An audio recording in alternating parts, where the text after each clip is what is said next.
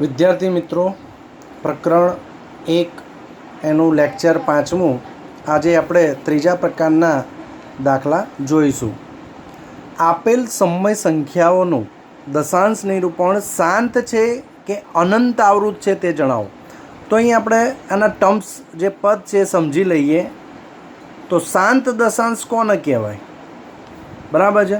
તો દાખલા તરીકે 2/10 0.2. તો આવા નીચે જો તમારા 10ના ગુણાંકમાં કંઈ પણ આવતું હોય, 10, 100 કે 1000, 10,000, લાખ, તો એને શાંત દશાંશ કહેવાય. બરાબર છે. બીજી વસ્તુ, અનંત અને આવૃત એટલે ફરીને ફરી રિપીટ થાય. તો અનંત આવૃત દશાંશ, આવૃત એટલે ફરીથી ફરીથી આવવું.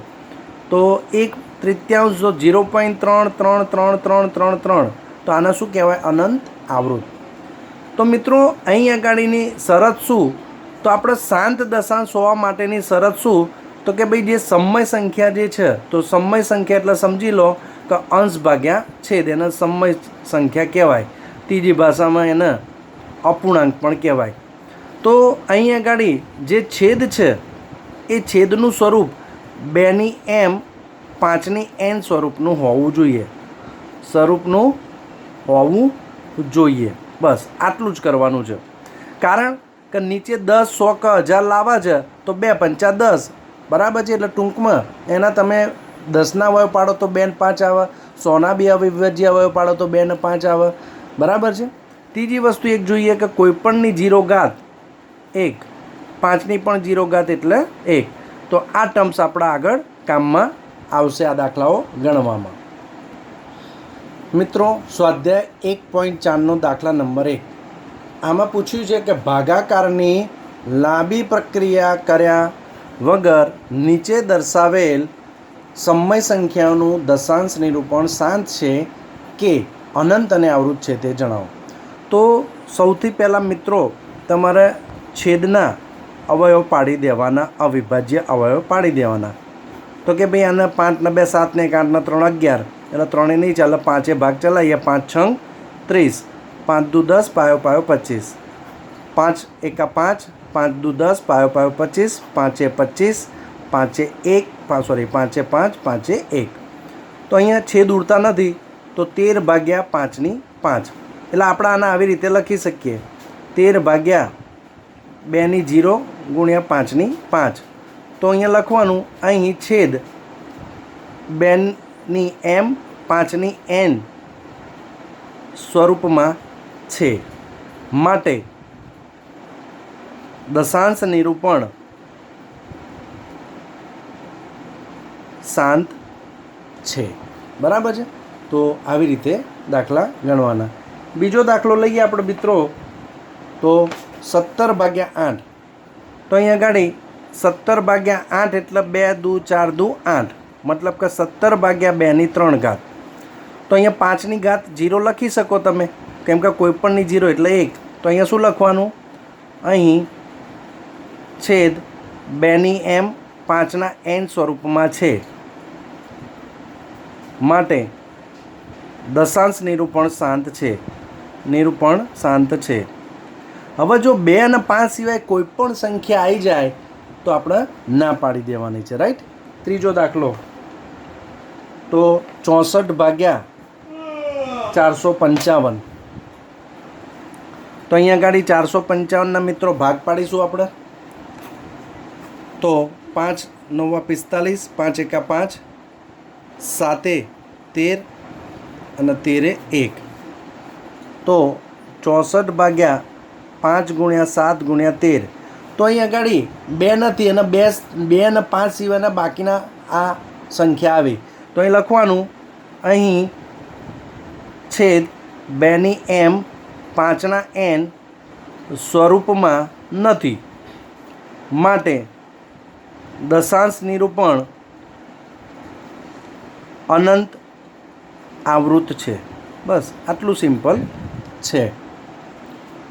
તો ચોથો દાખલો છે 15/1600. તો 1600ના ભાગ પાડીએ આપણે.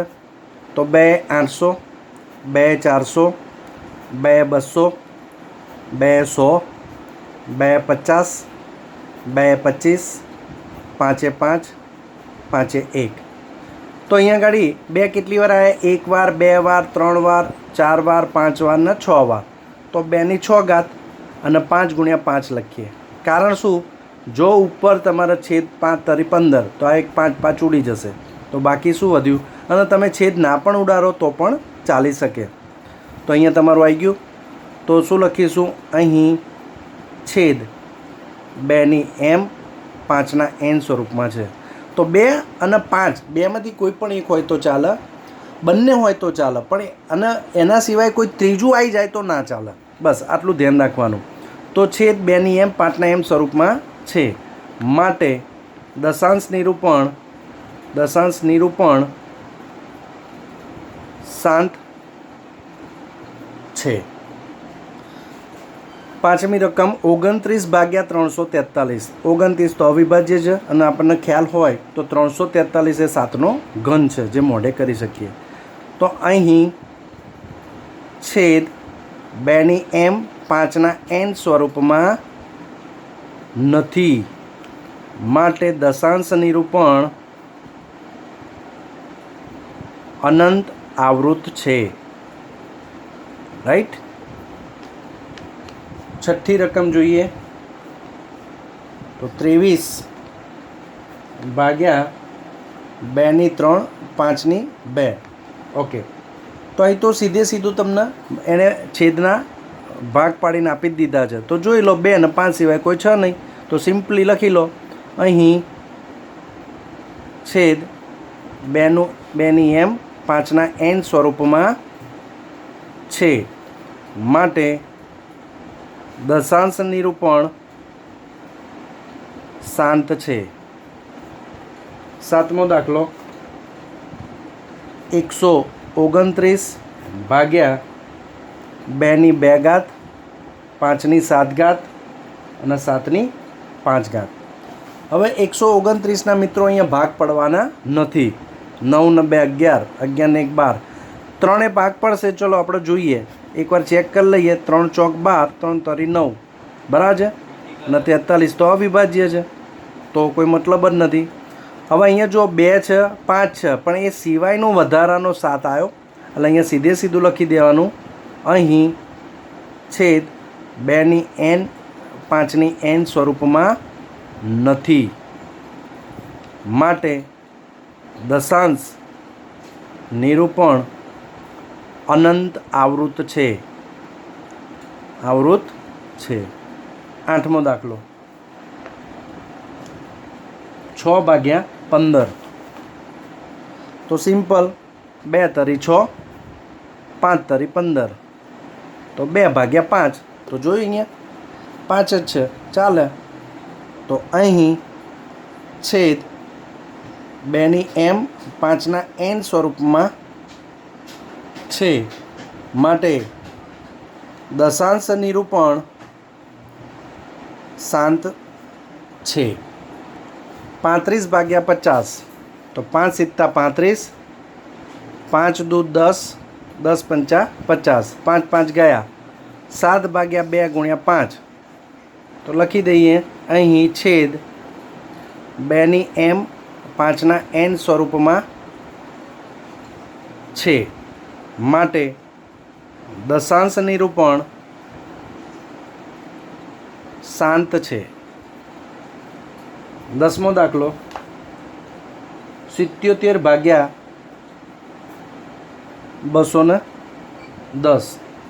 તો આપણે 210ના ભાગ પાડીએ મિત્રો. 2 કા 2, ભાગના ચાલીને 0, 2 પંચા 10, 5 ને 1 6, એટલે 3 ચાલશે. 3 તરી 9, 3 પંચા 15, 5 7, 7 1.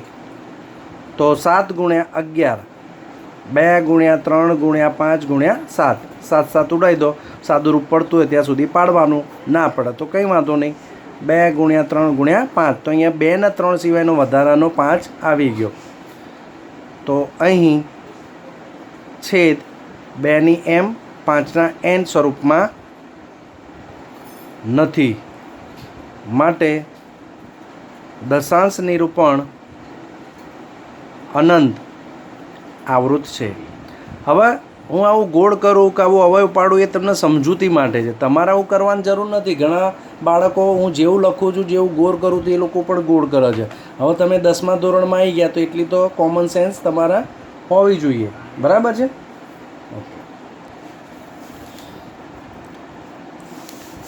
દાખલા નંબર 2 એમાં તમને એવું કહ્યું છે કે દાખલા નંબર 1માં જે સંખ્યાઓનું દશાંશ નિરૂપણ શાંત હોય તેનું દશાંશ નિરૂપણ કરીને બતાવો.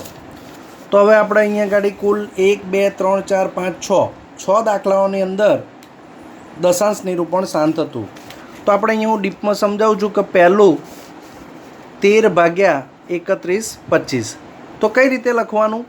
તો કે ભાઈ 13 ભાગ્યા 31 25 એટલે 5ની 5 ઘાત હતી. હવે આપણે અહીંયા ગાડી શું કરવાનું કે 5ની જેટલી હોય એટલી જ 2ની કરવાની. તો 5ની 5 ઘાત, પણ એ તો 2 તો છે જ નહીં, તો તમારે શું કરવાનું? 2ની પણ 5 કરવાની. પણ ગણિત એવું કહે છે કે જેટલું છેદમાં હોય એટલું જ તમારા અંશમાં ઉમેરવું પડે. તો અહીંયા ઉપર નીચે 2ની 5 એડ કરી દો. હવે 13 2ની 5 એટલે 2 દુ 4 દુ 8 દુ 16 દુ 32. અને અહીંયા ગાડી 2 ગુણ્યા 5 12 કાઢી લો, એની ઘાત ઉપર લઈ લો. તો 5 દુ 10ની 5 ઘાત થઈ ગઈ. અને અહીં આગળ 13 ગુણ્યા 32 કરી દો. તો 13 તરી 39, 13 દુ 26, તો 416. તો 416 ભાગ્યા 1 2 3 4 ને 5 મીંડા. તો અહીંયા પોઈન્ટ પછી 5 હોવા જોઈએ. તો 416 1 2 3 4 ને 5 પોઈન્ટ 0. તો આવી રીતે આનો દાખલો ગણીશું. તો અહીંયા આગળ 13 ભાગ્યા 5ની 5. તો 13 ભાગ્યા 2ની 5 5ની 5. અહીંયા 2ની 5 આપણે ઉમેરી તો એટલી ને એટલી આપણે ઉપર પણ ગુણવી પડશે. તો 13 ગુણ્યા 2ની 5 એટલે કેટલી? તો કે ભાઈ 32. અને અહીંયા આગળ 5 દુ 2 ગુણ્યા 5 આ ઘાતના 12 લઈ લો. તો નીચે 10ની 5 થઈ ગઈ, ઉપર બંનેનો ગુણાકાર 416 આવ્યો. તો 416 ભાગ્યા 1 2 3 4 ને 5 તો 0.00 416. તો આને દશાંશ નિરૂપણ કર્યું કહેવાય. હવે બીજો દાખલો 17 ભાગ્યા 8. તો 8 એટલે 2ની 3. હવે તમને ખ્યાલ આવી ગયો હશે, અહીંયા 5 નથી તો 5ની 3 એડ કરીએ તો ઉપર પણ 5ની 3 વડે ગુણવું પડશે. તો 5ની 3 એટલે 17 ગુણ્યા 5 ગુણ્યા 5 ગુણ્યા 5 એટલે 125. 2 ગુણ્યા 5ની 3 તો નીચે 10ની 3 થઈ ગઈ. હવે અહીંયા આગળ 125 ગુણ્યા 17 કરીએ તો 1250, 5 સિત્તા 35, 7 દુ 14 નો 3 17 વધી 1 7 એકા 7 ને 1 8. તો 2125. બરાબર છે? તો અહીંયા આપણો જવાબ આવ્યો 2125 ગુણાકાર. હવે અહીંયા 1000 ભાગી નાખીએ નીચે. તો 2125 ને આપણે 1000 ભાગીએ તો 2.125. હવે અહીંયા આગળ 15 ભાગ્યા, હવે નીચે કેટલા હતા? તો આપણે એની અંદર જોયું હતું તો 5 તરી 15 લીધા હતા આપણે. 3 ગુણ્યા 5 અને અહીંયા આગળ 1 મિનિટ આગળ જોઈ લઈએ 1600 વાળામાં કેટલું હતું. હા, 2ની 6 અને 2ની 6, 5 ગુણ્યા 5 આ 5 5 ઉડી ગયા. તો 3 ભાગ્યા 2ની 6 5ની 1. હવે આપણે સેમ કરવું છે. અહીંયા 2ની 6 છે તો 5ની પણ 6 જોઈએ. તો અહીંયા 5ની 1 જ છે એટલે આપણે 1માં કેટલા ઉમેરીએ તો 6 થાય? તો કે ભાઈ 5ની 5 ઉમેરીએ આપણે એટલે 6 થઈ ગઈ. તો અહીંયા પણ ઉપર 5ની 5 ઉમેરવાની. તો નીચે 2 ગુણ્યા 5 એની 6 થઈ ગઈ. અને ઉપર 5ની 5 એટલે આપણે જોયું હતું 3125. હવે 3125 ગુણ્યા 3 75, 3 એકા 3, 3 તરી 9 અને અહીંયા 10ની 6 ઘાત 1 2 3 4 5 6 પોઈન્ટ કાપી નાખીએ 0.009375. હવે અહીંયા 23 ગુણ્યા 2ની 3 5ની 2. હવે આ બેમાંથી મોટા 2ની 3 છે તો અહીંયા 5ની 3 હોવી જરૂરી છે. તો 2ની 3 એમને એમ તો 5ની 2 છે. હવે કેટલા ઉમેરું તો 5ની 3 થાય? તો એક વખત ઉમેરું તો 5ની 3 થઈ ગઈ. તો અહીંયા પણ એક વખત ઉમેરવા પડે. તો 23 પંચા 5 તરી 15 વધી 1 5 દુ 10 ને 1 11, 2 પંચા 10ની 3 તો 115 ભાગ્યા 1000 બરાબર 0.115. હવે 6 ભાગ્યા 15 તો 2 ગુણ્યા 3 અને 3 ગુણ્યા 5, 3 3 ઉડી ગયા તો 2 ભાગ્યા 5. હવે અહીંયા 5ની એક જ છે તો અહીંયા શું કરીશું, 2ની એક ઉમેરી દઈશું. તો ઉપર નીચે 2 ગુણી નાખીએ તો ઉપર 2 દુ 4, નીચે 2 પંચા 10 તો 0.4. 35 ભાગ્યા 50 તો 5 ગુણ્યા 7, નીચે 5 ગુણ્યા 10, 5 5 ઉડી ગયા, 7 ભાગ્યા 10 0.7. રાઈટ. ઓકે. ત્રીજો પ્રકારનો આ જે ચોથો પ્રકાર છે એ ચોથા પ્રકારનો દાખલો આ રીતનો પૂછાય છે કે ભાઈ નીચે વાસ્તવિક સંખ્યાનું દશાંશ નિરૂપણ દર્શાવેલ છે. દરેક માટે જણાવો કે તે સમય છે કે નહીં. જો સમય હોય તો સમય એટલે પી ભાગ્યા ક્યુ સ્વરૂપ, અંશ ભાગ્યા છેદ સ્વરૂપ. તો જો સમય હોય તો એના પી ભાગ્યા ક્યુ સ્વરૂપમાં જે છેદ છે એના અવિભાજ્ય અવયવ વિશે શું કહી શકશો? તો પહેલો દાખલો છે 43.123456789. તો આપેલ સંખ્યા બરાબર છે, તો આપેલ સંખ્યા એ આપેલ સંખ્યાનું દશાંશ નિરૂપણ કેવું છે? શાંત છે. માટે આપેલ સંખ્યા સમય સંખ્યા છે. હવે તમને ખબર ક્યાંથી પડી કે ભાઈ આ શાંત છે? તો જો એ અનંત સુધી ચાલતી નથી, જેમ કે 1.3333 આવું છે તો એ અનંત સુધી ચાલતી નથી. પહેલાં તો બીજું કે પોઈન્ટ પછી આવો પૂર્ણ વિરામ સુધી આવી જાય એટલે એને શું કહેવાય ભાઈ કે ભાઈ દશાંશ નિરૂપણ શાંત છે. માટે દશાંશ નિરૂપણ શાંત છે એટલે સમય સંખ્યા છે. હવે એનો છેદ શું? તો સમય સંખ્યામાં છેદ શું હોય? તો અહીં છેદના બરાબર અવિભાજ્ય અવયવ કયા હોય? તો કે ભાઈ અવિભાજ્ય અવયવો 2, 5 અથવા બંને હોય. કાં તો 2 હોય કાં તો 5 હોય, 2 કે 5 અથવા બંને હોઈ શકે. હવે અહીંયા જો બીજી સંખ્યા આપી છે 0.120, પછી જો 1200 છે, પછી 12,000 છે અને પછી 1,20,000 છે અને અનંત સુધી ચાલુ છે. તો અહીંયા શું લખીશું કે ભાઈ આપેલ સંખ્યાનું દશાંશ નિરૂપણ કયા પ્રકારનું છે? તો કે ભાઈ દશાંશ નિરૂપણ અનંત અનાવૃત છે. અનંત એટલા ચાલતું રહે ને અનંત કહેવાય, ચાલુ ને ચાલુ છે. અનાવૃત એટલે એક પણ ગ્રુપ આવું જે છે એ રિપીટ નથી થતું. જોયું? આ 120 છે તો અહીંયા 120 હોય તો છે એના આવૃત કહેવાય. પણ અહીંયા 120 પછી આ બીજું 1200 છે, પછી 12,000 છે, પછી 1,20,000 છે, તો જુદું જુદું છે એટલે એને અનાવૃત કહેવાય. માટે અસમય સંખ્યા છે. અસમય સંખ્યા છે. હવે 43.12 આ ઉપર લીટી દોરી એને 12 કહેવાય. 1 2 3 4 5 6 7 8 9. તો એનો મતલબ કે આ જે લીટી દોરેલી નીચેની સંખ્યા એનો મતલબ આવો થાય કે ભાઈ 1 2 3 4 5 6 7 8 9, 1 2 3 4 5 6 7 8 9 આ ગ્રુપ ચાલુ ને ચાલુ રહે છે. તો આપેલ સંખ્યાનું દશાંશ નિરૂપણ કેવું છે? તો કે ભાઈ આનું દશાંશ નિરૂપણ અનંત અને એનું એ જ ગ્રુપ રિપીટ થાય છે. ઉપર 12 આવે એટલે આવૃત કહેવાય. અનંત આવૃત છે માટે સમય સંખ્યા છે. બરાબર છે. અને જેમાં અનંત આવૃત હોય, જો શાંત દશાંશ હોય તો એના છેદમાં 2, 5 અથવા બંને હોઈ શકે. જેને સમય ના હોય એનો તો કોઈ ડિસ્કસ કરવાની જ નથી. બરાબર છે. અનંત અનાવૃત હોય તો એ અસમય થઈ ગઈ અને અનંત આવૃત હોય એટલે એ સમય થઈ. તો એનો જે છેદ છે બરાબર છે, તો અહીં જે છેદ છે તો છેદના અવિભાજ્ય અવયવો 2, 5 સિવાય